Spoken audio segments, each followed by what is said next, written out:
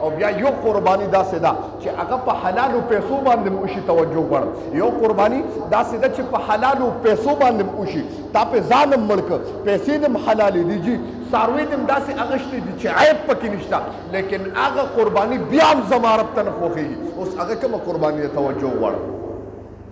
هغه کومه قرباني ده چې حلاله قرباني ده، پیسې دې هم حلالې دي. هلکه جي قرباني دې هم سالمه اغوښتې ده، سخې دې هم د 2 کالو پوره اغوښتې دي، چیلې دې هم د 1 کال پوره اغوښتې دي، مال دې هم حلال دی، ځان دې هم پرې مړ کړ، لیکن دغه قرباني حلاله قرباني دا زما رب ته نه قبلېږي. نبی علیه صلات وسلام مبارک فرمایي دا هغه انسان قرباني ده د کوم انسان نه چې والدین خپوي او دې قرباني کوي، زما رب وایي دا قرباني ما ته قبلېږي نه. قرآن کې الله فرمایي فانکحوا ما طاب لکم من النساء مثنى وثلاث ورباع. الله وی تاسو چې کله عاقلان بالغان شي نو تاسو نکاح کوئ. دا نکاح څه دپاره کیږي؟ دا انسان د دنیا کې د خپل جسم د سکون او لذت دپاره کوي، ځکه انسان ته په نکاح باندې سکون او لذت میلاویږي. نو الکه سکون او لذت موت ته میلاویږي او الله تبارک وتعالی په هغې باندې موږ له ثواب هم راکوي، موږ ته پې راحت او سکون دی او ثواب هم پې باندې میلاویږي. دغه رنګې د اختر خوشحالي الله راوستې ده، لیکن په دې کې یو عبادت کېږي چې دا د اختر ورځ ده، په دې کې عبادت دی، گویا خوشحالي هم ده او پې باندې ثواب هم میلاویږي. مخکې زمانه کې داسې نو. اوس په دا ورځ باندې ډېر بهترین عبادت کېږي چې نبی علیه صلات وسلام مبارک فرمایي چې هغه د قربانۍ عبادت دی. و قرباني منګو تاسو اورېدلی دي چې قرباني څاروي رو پرځو، چاړه پکې د مودې ته قرباني وایي. د قربانۍ معنی دا نه ده چې ګنه زه د څاروي واخلم ځان دې مړ کړم، شپه ورځ لګیا یم جي قربانۍ پسې ګرځم، زمانه منځونه م لاړه، زمانه کم فرایض تکبیرات تشریق هغه م رانه قضا شو، ولې جي زه قربانۍ پسې ګرځم؟ ستا نه جي په واجباتو کې فرایض ختم شو. د قربانۍ مقصد دا نه دی، د قربانۍ مقصد و مطلب دا دی چې ته دا څاروي څه کې خپل مال جان د الله دپاره قربانۍ ته تیار کړه. قرباني دې ته نه وایي چې څاروی راوپر دی، قرباني دې ته ویل کېږي چې جي د دروغو نه قرباني ورکړه، دروغ پرېږده. قرباني دې ته ویل کېږي جي ته غیبت پرېږده، غیبت ورته قربان کړه. قرباني دې ته ویل کېږي جي زنا پرېږده، په زنا باندې دې وستې زنا ورته قربان کړه، دې ته قرباني ویل کېږي. قرباني دې ته ویل کېږي غلا کې په یو بد کار باندې دې وستې، هغه بد کار ورته قربان کړه. قرباني دې ته ویل کېږي چې خپل نفس د خپل نفس او خواهشات دا د الله د رضا دپاره قربان کا، دې ته قرباني ویل کېږي. خپل نفس کنټرول کا، خپل نفس د الله د رضا دپاره قربان کا،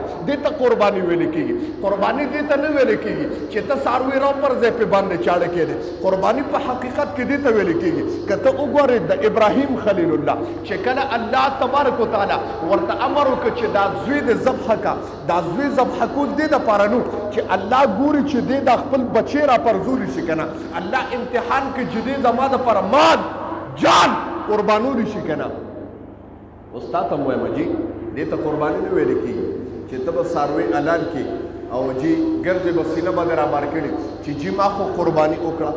ما خو جي د الله دپاره لوی کار وکړه. قرآن کې الله فرمایي لن ینال الله لحومها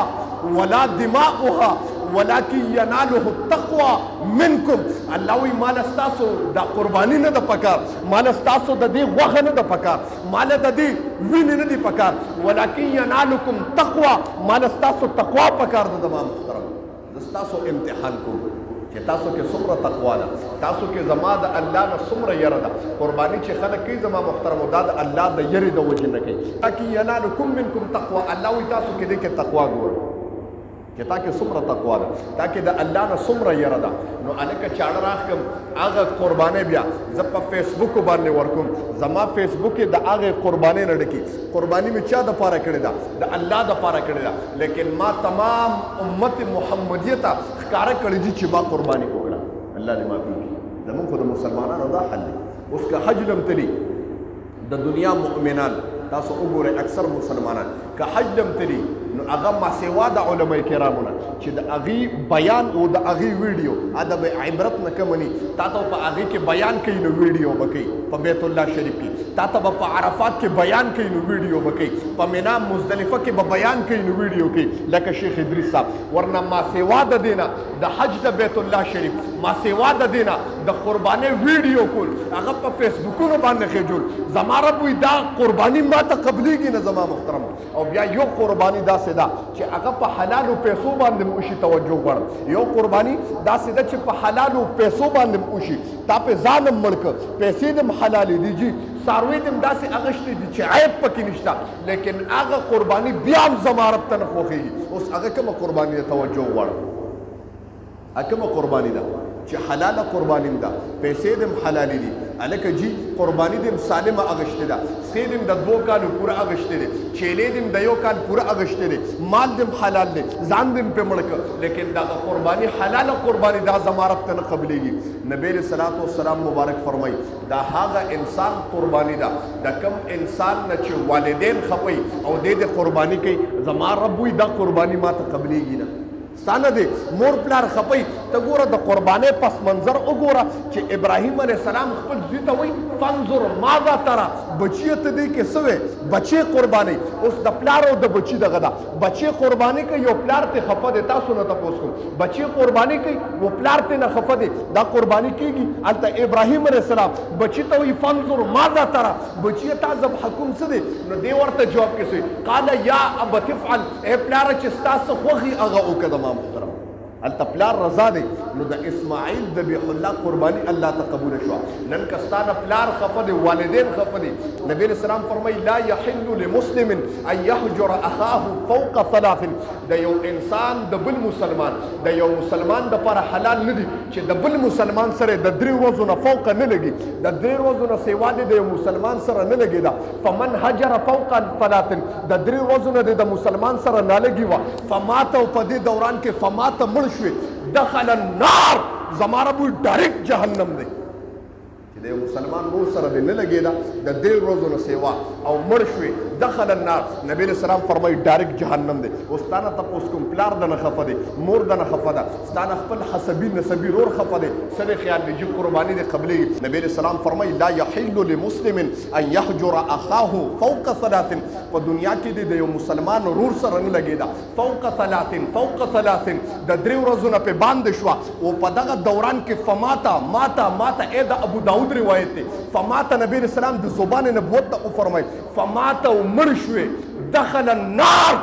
ډایرکټ جهنم دی دا به نه وی چې ما سره به حساب کتاب کړي دا به نه وی چې ما نه به تپوس کوي چې من ربک من نبیک ما دینک دې ته دې نه پرېږدي په مسلمان سره دې نه لګي دا ډایرکټ جهنم دی زما محترم او تا نه تپوس کوم مسلمانه تا خو جي قرباني کې زه جي قرباني کوم جي قرباني کوم او د پلار را نه خفه دی قرباني کوم جي د رور سره مې نه لګي قرباني کوم جي نبی رسول الله فرمایي لا يدخل الجنه قاطع په دنیا کې د اختر مبارک روز د تاسو ته د نبی رسول الله امتیانو د اختر مبارک روز نبی السلام مبارک فرمایي لا يدخل الجنه قاطع کم انسان په دنیا کې د خپل رشتہ دارو سره نه لګیدا لا يدخل الجنه زما د پیغمبر د طرف نه جمله ده قسم بالله دنیا روانې دي شي د ازمکه او اسمان خپل کې ټکراوي دي شي لیکن د پیغمبر د جملې یو زبر یو زیر نشي درو کې نبی السلام او فرمایي لا يدخل الجنه قسم دې کې جنت تر نه داخل شي استاد ته خو چاړه راکاږي د الله د لپاره قرباني کې ما وی قرباني دې ته نه ویل کېږي چې ساروي ذبح کې قرباني دې ته ویل کېږي چې د الله پر رضا باندې خپل رضا قربان کې زما محترم دې ته قرباني ویل کېږي د الله پر رضا باندې او د پیغمبر پر رضا باندې خپل رضا قربان کې نو دې ته قرباني وي قرباني الکه ته چاړه راکاږي او دې خو د پلار سره نه لګي الله تبارک وتعالى زموږ د قرباني په خپل دربار الهي کې قبول منظور کړي اخر کې د قرباني یو دوه درې مسائل وره چې د قرباني په وخت کې علماء کرام فرمایي چې قرباني ذبح کې نو اول با چاړه تیر کې اسې سنت طریقه دا تیری د مخ کې نیمو پرې ګلندرو خو د ساروی نه به سیټ ته تیر کې دا سنت عمل دی چاړه به تیر کې خو د ساروی په مخ کې به نه تیر کې و بیا چې چاړه راکاږي دوه کس اکثر دوه کسانو چاړه نیولي یو الله اکبر وي یو بل نه وي نو بیا هم ګورې کار ټیک نه دی ښه چې دواړو لاس ایښي نو دواړه به وایي ګورې ښه که یو وي او دویم ونه وي نو شی خراب دی بیا جی دې خبرې ته توجه شي او چاړه راکاږي نو الله اکبر بسم الله الله اکبر یاد ده خبره الله اکبر الله بعد خلک دغه وایي یو کلمه دغه وایي که صرف بسم الله د پیوي چې بسم الله الرحمن الرحیم نو حلالي ښه بسم الله والله اکبر بعد خلک وایي بسم الله الله اکبر صحیح دی خو بسم الله والله اکبر څنګه بسم الله والله اکبر دا به په ذبح ټیم کې وي او مخ په قبله طرف ته کې ښه مخ په کوم طرف ته کې قبله به وګوري مخ په قبله ته کې او بسم الله الله اکبر به وي او سلور رګ دي دا سلورو کې چې درې یا دوم کټ شنو کار وشو که یو کټ شو درې رګ د کټ نکړه زما محترم نو بیا هم کار خراب شي مردار دی ښه سلور کټه چاړه به ویښ تر رسېږه بعضې خلک په چاړه کېږي یو رګ نیمې کټ کړي بس وینې وینې رګ لړې خبره ختمه شوه چاړه به ویښ تر رسېږي ګورې قرباني دی بعد دا خبره بعضې خلک دا کار کوي ښه او بله خبره دا ده چې په څاروي باندې به بعضې خلک داسې چې دا دغه ني او سرمن ته اوباسي خپېړه کوي او سرمن ته اوباسي عظیمه ګناه ده زما محترمه ښه عظیمه ګناه تر کومې پورې څاروي د ذبح کړه او ته پوه شو چې بالکل هغه وخه او هغه هر څه حرکت نه کوي سوړ شو نو بیا به ته سرمن اوباسي خیر دی لس منټه لیټ وکړه لس منټه لیټ وکړه داسې به نه کوې چې ګورې هغه لا جیتا په چاړه نه راښکه خبرې هلکه ونیسئ خپې ول ونیسئ جي دا شی به نه کوې ښه پوه شوې په مسله باندې